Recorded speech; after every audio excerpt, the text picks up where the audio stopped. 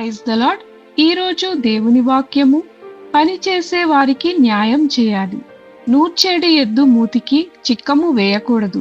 ద్వితీయోపదేశ కాండము 25వ అధ్యాయము 4వ వచనం. ఈ వాక్యంలో దేవుడు ఒక గొప్ప సత్యాన్ని మనకు బోధిస్తున్నాడు. పంటను నూర్చే ఎద్దు పనిచేస్తున్నప్పుడు దాని మూతికి చిక్కము వేయకూడదని దేవుడు చెప్పాడు.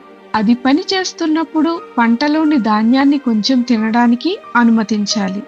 దీనిలో ఒక ఆత్మీయ బోధ ఉంది. పని చేసే వారికి వారి శ్రమకు తగిన ఫలితం ఇవ్వాలి.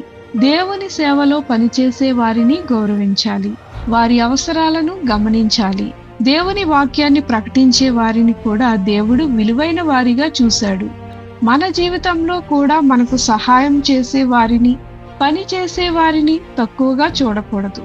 వారి శ్రమను గౌరవించి వారికి న్యాయం చేయాలి. అప్పుడు దేవుడు మనలను ఆశీర్వదిస్తాడు. పని చేసే వారికి తగిన గౌరవం ఇవ్వాలి. న్యాయంగా జీవించే వారిని దేవుడు ఆశీర్వదిస్తాడు. ప్రార్థన. ప్రభువైన యేసు, కష్టపడి పనిచేసే వారిని మేము గౌరవించి వారికి సహకరించుటకు మాకు నేర్పుమని యేసు నామంలో అడుగుచున్నాము తండ్రి. ఆమేన్.